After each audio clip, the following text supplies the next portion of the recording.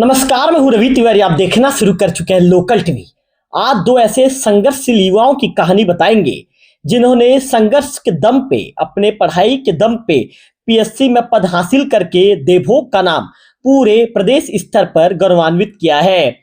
तो आज हम बात करेंगे इस खबर में जो रजनीकांत यदु जी हैं, जो झाराबहाल के निवासी हैं। वर्तमान में इनकी दुर्ग में पोस्टिंग है और ये जीएसटी इंस्पेक्टर के पद पर पदस्थ हैं। जबकि दूसरे युवा की बात करें तो ये लाटापारा के निवासी हैं। नाम है गिरजा शंकर बघेल। वर्तमान में इनकी पोस्टिंग है जो धमतरी, इनका आदेश हुआ है कुछ ही दिन में धमतरी में आबकारी उप निरीक्षक के पद पर ज्वाइन करने वाले हैं। तो चलिए इस वीडियो में विस्तार से बातचीत करते हैं। जहां सपने जन्म लेते हैं, जहां संघर्ष रास्ता बनाता है और जहां मेहनत इतिहास लिखती है, आज हम आपको लेकर चल रहे हैं छत्तीसगढ़ के गरियाबंद जिले के देवभोग क्षेत्र की उस गौरव गाथा की ओर जिसने पूरे इलाके का सीना गर्व से चौड़ा कर दिया है। ये कहानी है उन युवाओं की जिन्होंने सीमित संसाधनों के बीच भी अपने सपने को सीमित होने नहीं दिया, रातों की नींद कुर्बान की, किताबों से दोस्ती की और आज उनकी मेहनत रंग लाई। देवभोग के दो युवाओं ने पास की पीएससी परीक्षा और ये देवभोग क्षेत्र का गौरव बने हैं। हमारे देवभोग क्षेत्र के दो होनहार युवाओं ने कमाल कर दिखाया है। देव छत्तीसगढ़ लोक सेवा आयोग यानी पीएससी की कठिन परीक्षा को पास कर आज वे बन चुके हैं जीएसटी इंस्पेक्टर और आबकारी उप निरीक्षक। ये केवल उनकी जीत नहीं है, ये पूरे देवभोग क्षेत्र की जीत है।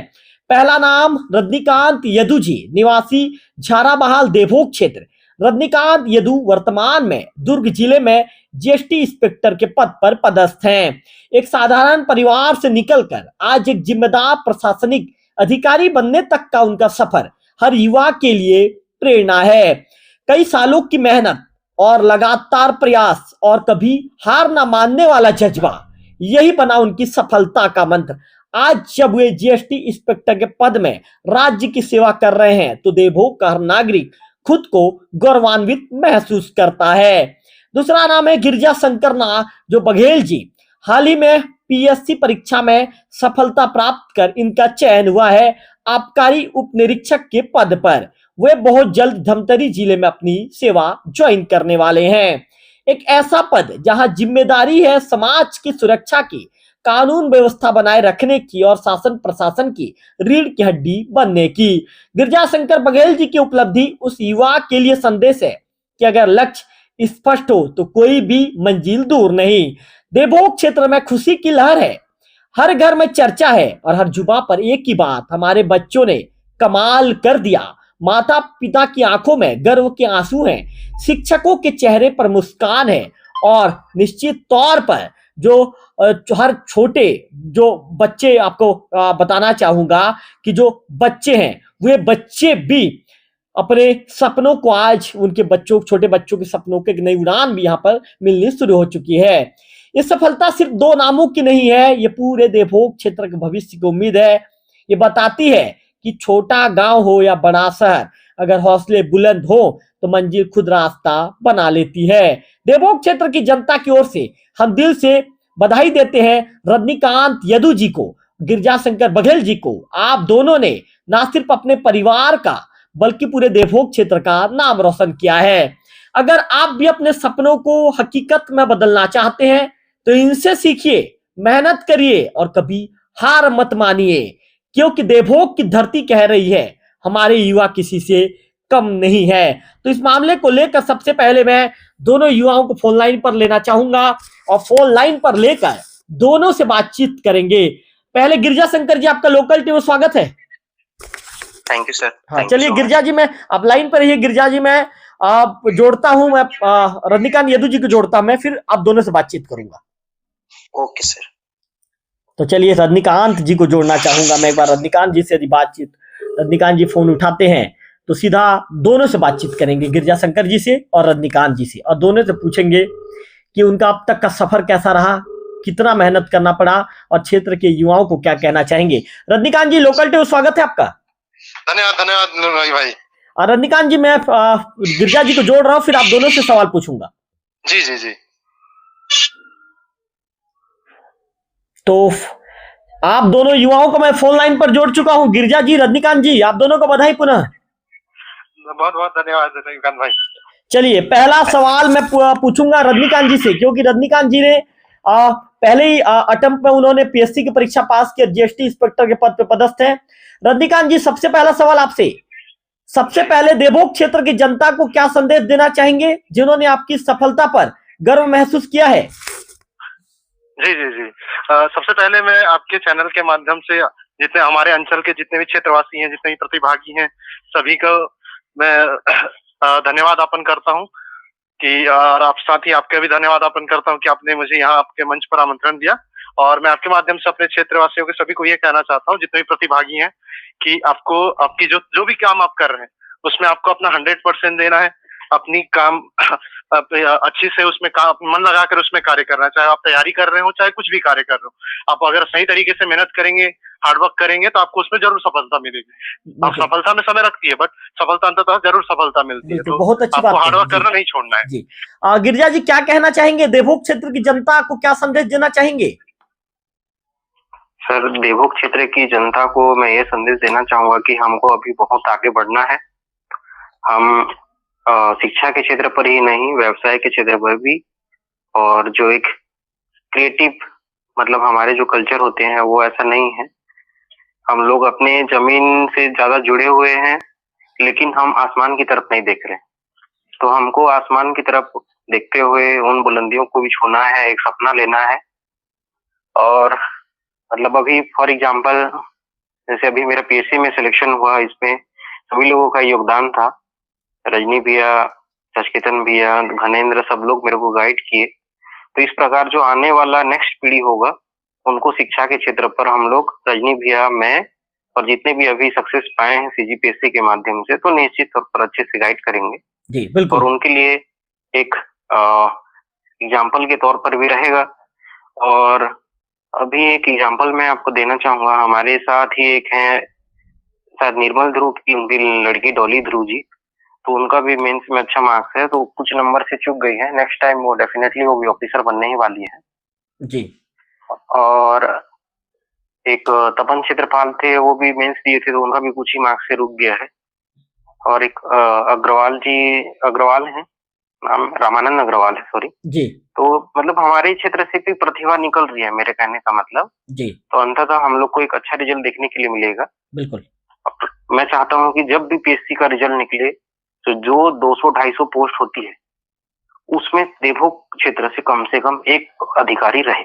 बिल्कुल, बहुत बहुत अच्छी बात कही, बहुत बड़ी बात आपने कह दी है। रजनीकांत जी, अगला सवाल आपसे पूछना चाहूंगा।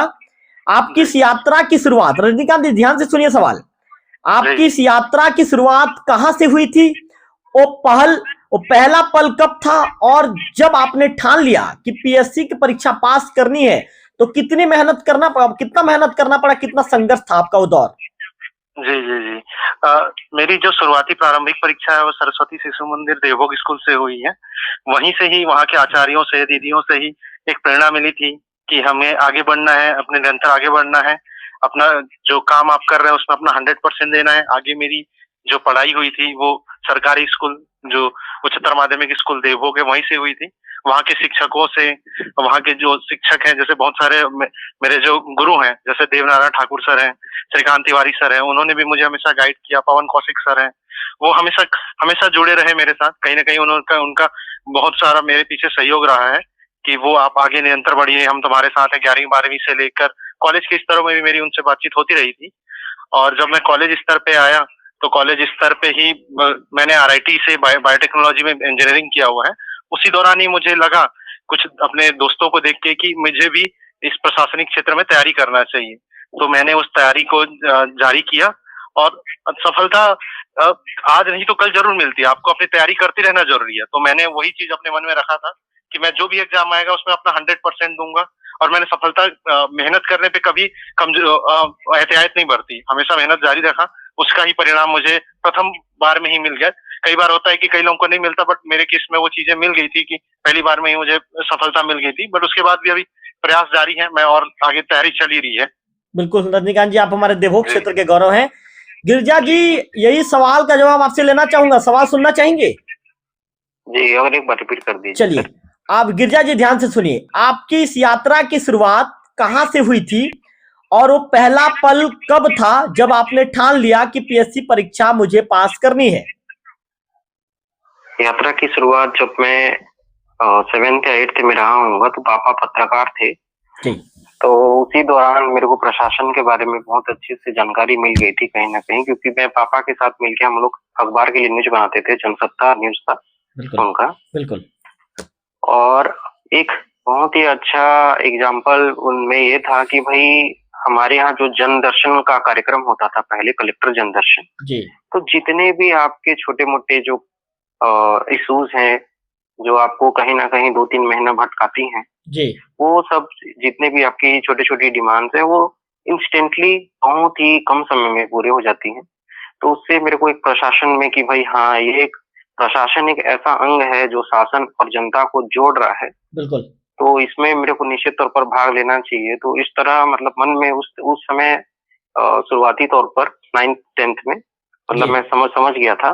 जी फिर पापा का कहीं न कहीं मतलब एक अच्छा सपोर्ट रहा है, जो पॉलिटिकल बैकग्राउंड से रहे हैं। जी तो वो भी सब सजेस्ट किए कि बैकग्राउंड आप मतलब मतलब एक बैकग्राउंड को देखते हुए कि भाई लड़का मैथ्स में अच्छा है। मेरा 10th में 100 आउट ऑफ 100 था जी मैथ्स में। जी तो वो बोले कि मैथ्स लेके आगे या फिर इंजीनियरिंग लेके आप तैयारी करो, तो मैं सिविल इंजीनियरिंग को फिर परस्यू किया।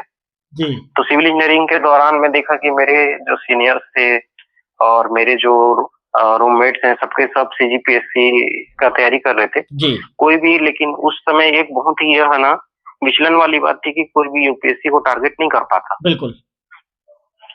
तो मैं, हालांकि हमारे पास कहीं ना कहीं उस समय धन की भी आवश्यकता थी, जी तो सबको मैं मतलब ना कभी भी एज अ इम्पेडिमेंट, मतलब एक ये था कि मतलब उसको मैं अपना कमजोरी ना मानते हुए उसको अपनी एक ताकत बनाया ताकत कि बनाया मैं आपने, गरीब हूँ। बिल्कुल, बहुत बहुत हाँ, अच्छी बात आपने कही जी, ताकत बनाया। तो उसको ताकत बनाया और हम खेत वेत सब बेच के हम लोग दिल्ली पढ़ने गए। मैं ये मान के चलता हूँ कि बहुत सारे लोग होंगे जो अपने लड़कों को पढ़ाना चाहते हैं, लेकिन ऐसा पापा के जिस हिसाब से मतलब पापा जो मेरे लिए जो डेयरिंग दिखाए हैं पढ़ाई के लिए, जी और पढ़ाई के दौरान जो इससे उससे मांगना इस तरह बिल्कुल का, बिल्कुल, आपके पापा तो ने हिम्मत पापा नहीं का आ रही गिरजा जी, बिल्कुल।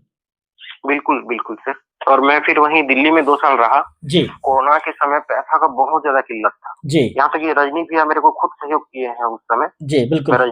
उस टाइम रजनी भैया अपना आ चुके थे। जी रजनी भैया से भी ले चुका था। जी तो इस प्रकार मतलब मेरा स्ट्रगल बहुत रहा है सर। जी ये आर्थिक तौर पर तो बहुत ज़्यादा रहा है। बिल्कुल। फिर जब मैं दिल्ली से वापस आया, फिर मेरे दोस्त जो आशीष पेंड्रो है वो डिप्टी कलेक्टर बन गया। जी फिर मेरे जो दोस्त हैं मतलब जय कंवर है वो एओ बना है। और मतलब बहुत सारे लोग को ऐसे देखा। बिल्कुल और मेरे जो कॉलेज के एक हैं सीनियर नायब तहसीलदार बने। बिल्कुल। तो मेरे को लगा कि भाई अब यूपीएससी से मतलब रजनी भैया भी कहीं ना कहीं मेरे को बोलते थे कि एक एग्जाम में आप फोकस करो बिल्कुल तो आपको जल्दी सफलता बिल्कुल मिलेगा। बिल्कुल। तो सभी का मार्गदर्शन को मैं लिया और मैं एक एग्जाम पर फोकस किया। और आज और सफलता मिली आपको। पिछले दोनों अटेम्प्ट में मैं इंटरव्यू दिया हूँ। उसके पहले थोड़ा यूपीएससी ओरिएंटेड था, तो कहीं ना कहीं असफलता हाथ लगती थी। जी अभी और आप तो जान ही रहे हैं, इस बार आबकारी सब इंस्पेक्टर में हो गया है मेरा। चलिए, बधाई के पात्र हैं इसके लिए। बिल्कुल। रजनी जी, अगला सवाल आपके लिए। रजनी जी ध्यान से सुनिए। जी जी। तैयारी के दौरान सबसे कठिन समय कौन सा था रजनी जी आपके लिए, और उस वक्त आपने खुद को कैसे संभाला? तैयारी के दौरान मेरे लिए जो कठिन समय रहा था, जैसे हम तैयारी करते चलते हैं, टेस्ट सीरीज वगैरह भी देते हैं या कुछ एग्जाम देते हैं, तो कुछ 1-2 नंबर के कारण हम चूक जाते हैं। जी या हम जी, तो मेरे साथ भी ऐसा होता था कि एक तो मैंने एग्जाम दिए थे जो कुछ 2 नंबर के कारण मेरे रैंक कम आए, या मैं उस एग्जाम में क्वालीफाई नहीं कर पाया था। जी तो वो चीजें खुद को भी हम संदेह करने लग जाते हैं कि कहीं कहीं मेरे अंदर कुछ कमी तो नहीं है, या मैं उस चीज के लिए बना तो नहीं हूँ करके। जी तो वो चीजें हमें बार बार लगती है कि अरे यार, हम सेल्फ डाउट करने लगते हैं। जी और ये मेरे साथ ही नहीं, ये यकीनन जितने भी प्रतिभागी हैं जो तैयारी कर रहे हैं सबके साथ ये होती है बिल्कुल कि मेरा पूरा मेहनत कर रहा हूँ, उसके बाद भी मैं क्यों सफलता नहीं पा रहा हूँ। बिल्कुल। तो ऐसे केस में आपको अपने आप को सेल्फ मोटिवेट करना है, अपनी तैयारियों का स्तर बढ़ाना है। कहीं ना कहीं कमी रह गई हुई, इसलिए वो चीज हम आगे नहीं बढ़ पाए, तो इसलिए अपनी तैयारियों का लेवल बढ़ाना है। बिल्कुल थोड़ी स्मार्ट वर्क करना है, हम हार्ड वर्क पे ज्यादा चलते रहते हैं, बिल्कुल कुछ अन्य से तो हमें थोड़ी सी स्मार्ट वर्क भी उसमें लानी है और उस चीजों को मैं इनहेंस करके अपनी तैयारियों को आगे बढ़ाना है, तब जाके वो चीजें सफलता मिलती है। बिल्कुल रणनीति, तो बहुत हमें अच्छी बात आपने कठिनाइयों कही। से नहीं जी घबराना है। जी ये मैं मेरे साथ ही जितने भी मेरे सहपाठी दोस्त हैं जो तैयारी कर रहे हैं उनको भी यही संदेश देना चाहूंगा कि आप जो भी कठिनाइयां आती हैं इन सब चीजों से ना डरें, सेल्फ मोटिवेट रहें और आगे आप निरंतर तैयारी करते रहें, हार्ड वर्क करते रहें, स्मार्ट वर्क करते रहें, आपको सफलता जरूर मिलेगी। बिल्कुल रणनीति, बहुत अच्छी बात कही। जी गिरजा जी ध्यान से सुनिए, तैयारी के दौरान सबसे कठिन समय कौन सा था और उस वक्त आपने खुद को कैसे संभाला? सर निश्चित तौर पर रजनी भैया बहुत ही अच्छा कहा उन्होंने। जब आप एक ऐसे एग्जाम का तैयारी कर रहे हैं जिसमें 1 लाख लोग से ज्यादा लोग एग्जाम दे रहे हैं, तो मन में डाउट और ये जो शंका है कि भाई मेरा होगा नहीं होगा, ये हमेशा आना तय है ही। तो उस समस्या को हमको पहले अपने मन से निकालना है जी और उसका जरिया है टेस्ट सीरीज। जी तो टेस्ट सीरीज में अपना मार्क्स आपको इम्प्रूव करना रहेगा। तो ये पहला मतलब मैं प्रोसेस के तौर पर जो प्री मेंस और इंटरव्यू है, तो प्री के लिए 1 लाख से ज्यादा लोग अपेयर होते हैं और उनमें से सिर्फ मात्र 15 गुना मतलब 200 का 15 गुना लगभग 3000 3,500 ही पास होते हैं हर साल। तो कहीं ना कहीं सर ये बहुत बड़ा मतलब डर तो रहता ही है, सबसे बड़ी समस्या वही रहती है। लेकिन वही समस्या को यदि आप एक कॉन्फिडेंस के रूप में टेस्ट सीरीज के माध्यम से हो या अपना जो सक्सेसिव रिवीजन है, जी जैसे आप रिवीजन करते रहेंगे 3 बार 4 बार और अपना जो टारगेट है उसको बीच बीच में आप छोटे छोटा टारगेट में मतलब बांटना रहेगा। जी तो उसको छोटे छोटा टारगेट को आप जब अचीव कर लेंगे तो जो बिल्कुल आपको लगेगा कि भाई हाँ मतलब इस बार बहुत ज्यादा चांसेस है। और उसके अलावा जैसे आप पीएससी का एग्जाम दे रहे हैं तो व्यापम का एग्जाम देते हैं और भी बहुत सारे एग्जाम देते हैं। अब रजनी भैया मतलब अब उनके बारे में बताना भूल गए, वो ना खुद ऑलरेडी व्यापम का और एक एग्जाम है, वो पीएससी निकालने से पहले वो क्वालिफाई किए थे लैब टेक्नीशियन। जी तो वो आपको मतलब एज अ टॉप मतलब छत्तीसगढ़ में जो 1 लाख लोग दे रहे हैं उनमें से आप टॉप 100, 200 या फिर 1000 के अंतर्गत रैंक के अंतर्गत आते हैं। तो उससे ना कॉन्फिडेंस बिल्डअप होता है कि हाँ मेरा प्री मतलब निकल जाएगा। इस तरह जो मतलब कॉन्फिडेंस आपको गेन करना रहता है। जी तो ये सबसे बड़ा हर्डल है और मेंस का सबसे बड़ा हर्डल होता है सर दूसरे चरण में कि भाई जो 4 दिन का जो पेपर है, सातों पेपर, तो 9 से 12 फिर 2 से 5 फिर अगले दिन 9 से 12 फिर 2 से 5 फिर 9 से 12 फिर 2 से 5 फिर 9 से 12, तो कंटिन्यू पेपर है। तो आपको आप जो जितना पढ़े रहे, जितना आप 5 साल तक का भी तैयारी किए रहेंगे, तो उस दौरान यदि आपका जो दिमाग है वो ट्रेन नहीं है तो आप कितनों भी पढ़े रहे आप भूल जाएंगे और वहीं लिख नहीं पाएंगे। और ये मैं खुद मतलब अपने तरफ पर अनुभव कर चुका हूँ। जब मैं इसका पहला पेपर दिया तो एक दर्शन शास्त्र का पेपर होता है, उसमें इस तरह का है कि भाई आप भी जैसे रवि भैया आप कुछ बोले, रजनी भैया जो बोले, दोनों में लगभग समानता है। जी तो समानता में ही हमको भिन्नता को देखना रहता है। बिल्कुल तो वो दोनों का समानता को भिन्नता को पहचान के फिर आपको लिखना रहता है। तो जी दोनों ही सेम हो जाते हैं। तो आपको लगता है कि जब एग्जाम हॉल में आप बल्कि आप उधर 10 बार भी रिवीजन करके आए हो तो ऐसा लगेगा कि भैया रवि भैया भी एक ही बोले हैं, रजनी भैया भी एक ही बोले हैं, तो आपका दिमाग वहीं वॉश आउट हो जाएगा। बिल्कुल बिल्कुल तो ये बहुत बड़ा चुनौती है मेंस का एग्जाम सबके लिए, कहीं ना कहीं बहुत टफ रहता है और उसमें भी आपको सबको हराना है, टॉप रैंक में आना है, तब आप कहीं ना कहीं सक्सेस पाते हैं। जी तो ये सबसे बड़ा हर्डल रहता है सर। जी तो इसका रामबाण वही है कि आप अपने मन को शांत रखिए, सक्सेसिव टेस्ट सीरीज दीजिए, जैसे भैया ने रजनी भैया ने बहुत ही अच्छा पॉइंट आउट किया। और बस इतना ही। और लास्ट में इंटरव्यू के लिए यही रहेगा, लास्ट में फर्स्ट टाइम जो मैं बोला था बिल्कुल कि इंटरव्यू में रुकिए, मैं रोकना चाहूंगा आपको, मैं रजनी जी से एक सवाल पूछना चाहूंगा क्योंकि ये सवाल महत्वपूर्ण सवाल है और जी। रजनी जी और आपको लोग सुनना चाहते हैं, जानना चाहते हैं। रजनी जी आपके लिए सवाल है, आपकी जी। सफलता के पीछे सबसे बड़ा सहारा कौन रहा है, परिवार, गुरु या कोई खास प्रेरणा? जी जी जी, इसका मैं जवाब देना चाहूंगा। इसमें सबसे पहले प्रेरणा जो रहे हैं मेरे परिवार जन ही रहे हैं। मेरे पापा जो खुद एक शिक्षक थे, उन्हीं को देखकर मैंने सीखा हुआ है डिसिप्लिन, मेरे अंदर आई हुई अनुशासन जो भी सीखा है मैंने अपने माता पिता को देख के ही सीखा है। साथ में मेरे भाई हैं मेरे साथ रहने वाले, और भी दोस्त हैं जो बुआ के बेटे हैं, त्रिदेव यदु हैं, भैया हैं देवकांत यदु।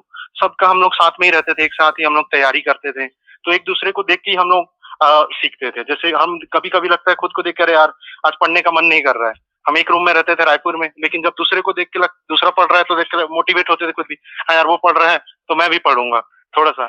तो कभी कभी इनसे ये चीजें रहती है कि कभी आप सिंगल तैयारी कर रहे हैं तो कभी कभी ग्रुप में भी रहना वो चीजें फायदेमंद हो जाती है। अगर आप ग्रुप स्टडी कर रहे हैं, कभी आप खुद थोड़ा कम फील करते हैं तो दूसरे को देख के आपको प्रेरणा मिलती है कि यार हाँ उनको वो पढ़ रहे हैं तो मैं भी पढ़ लूं करके। तो वो चीजें हैं, मेरे भाईजन है, मेरे परिवारजन है, माता पिता है, साथ ही मेरे दोस्त हैं, उनका हमेशा ही सहयोग रहा इस दौरान में।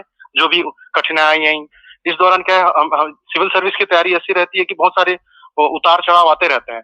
तो ऐसे जब नीचे जब हम जाते रहते हैं तो उसमें परिवार का, दोस्तों का सहयोग बहुत जरूरी है। जब वही आपको आगे ऊपर उठाते हैं और उन्हीं सहयोग के बल पर ही हम सफलता प्राप्त करते हैं। तो उनका बहुत अहम रोल रहा है। बिल्कुल, बहुत अच्छी बातों का आपने जिक्र किया। क्या बताना चाहेंगे बघेल जी, आपकी सफलता के पीछे सबसे बड़ा सहारा कौन रहा, परिवार, गुरु या कोई खास प्रेरणा? सर, सबसे बड़ा सहारा आपके क्वेश्चन का सिर्फ एक मात्र मतलब जो मेरा आंसर है वो मेरे पापा हैं, क्योंकि पापा ही मेरे को ड्रीम दिखाए कि बेटा तू कर, और पापा ही मेरे को सहयोग किए हैं कि बेटा तू कहाँ भी जाएगा तो तेरे साथ मैं खड़ा हूँ। बिल्कुल, बहुत अच्छी बात कही। आपके पिता ने उस संघर्ष के दौर को देखा है और मैं अधिकारी नहीं बना हूँ सर, ये मतलब पापा का भी, मतलब पापा ही अधिकारी बने हैं निश्चित तौर पर। वो जो ड्रीम देखे हैं, ड्रीम को अचीव करने के लिए जो लक्ष्य निर्धारित करके भाई लक्ष्य पर डटे रहना, एक दृढ़ निश्चय कहीं ना कहीं मैं अपने पापा से ही सीखा हूँ।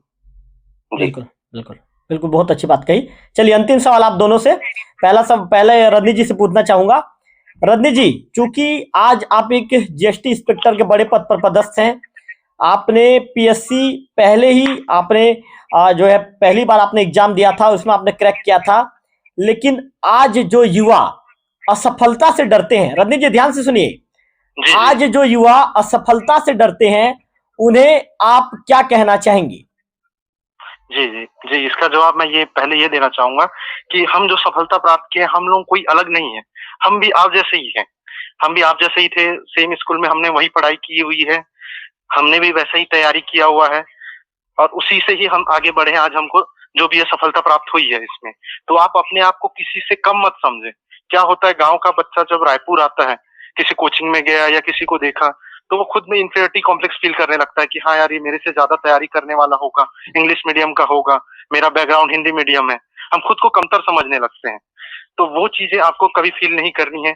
आपको हमेशा हमेशा एट द एंड काम क्या आता है, आपका मेहनत कितना है, आपकी हार्डवर्क कितना है, आपका नॉलेज कितना है। नॉलेज कहाँ से आएगी, आप मेहनत करेंगे, पढ़ाई करेंगे, चीजें जितना से ज्यादा ज्ञान अर्जित करेंगे, उसी से ही आप एट द एंड एग्जाम देके एग्जाम पास करके आप निकालेंगे। तो आपको यही प्रयासरत रहना है कि मेरे को ज्यादा से ज्यादा हो सके अब नॉलेज गेन करना है और उसका इम्प्लीमेंट अपने मैं एग्जाम देने बैठू, चाहे प्री हो, मेंस हो, इंटरव्यू हो, उसमें अपना 100% दे के उसको इम्प्लीमेंट करना है, तो सफलता आपको निश्चित ही मिलेगी। अब क्या आप अपने आप को कमतर ना समझे, किसी से कम ना समझे, अपने आप को सेल्फ मोटिवेट रखें, तैयारी अपनी उच्चतम स्तर पर रखें, यही मैं संदेश देना चाहूंगा। बहुत अच्छा संदेश आपने दिया। गिरिजा जी क्या कहना चाहेंगे, जो युवा आज भी असफलता से डरते हैं उन्हें, चूंकि आप पीएससी के सफल छात्र हैं, सफल कैंडिडेट हैं, तो उन्हें आप क्या संदेश देना चाहेंगे? देखिए सर, असफलता से डर लगना मतलब एक वाजिब बात है, सबको असफलता से डर लगता ही है। और असफलता सिर्फ पढ़ाई के क्षेत्र में ही नहीं, आप बिजनेस के क्षेत्र पर, आपकी पत्रकारिता के क्षेत्र पर, और मतलब हर एक एंगल पर, यहाँ तक कि जो रिलेशनशिप्स होते हैं घर में, जो गृहिणी मतलब जो संबंध है, सभी के साथ संबंध है नहीं, तो सब में ना सर सफलता असफलता का हम एक मानव जाति जो है इसको आकलन करता ही है जी। तो असफलता से आप देखिए, असफलता वो लास्ट ऑप्शन है, मतलब जब कुछ नहीं होगा मतलब आप असफल हो जाएंगे जी। तो उसी चीज को आप बदलने के लिए ही हम कुछ एक्शन लेते हैं और उसको सब सक्सेसफुल बनाते हैं, तब सफलता पाते हैं। बिल्कुल। तो असफलता आपके मन में आ रही है, जैसे आपके पास 10,000 रुपए है, आप बिजनेस स्टार्ट करना चाहते हैं, तो भाई आप जान रहे हैं कि मार्केट में कंपटीशन है, मेरे पास ये मतलब जो भी माइंड में कि भाई ये इंग्रेडिएंट्स हैं, तो आपके मन में पहले ही आप डर बना लेंगे, तो आप असफलता को आप मतलब न्योता दे रहे हैं। बिल्कुल।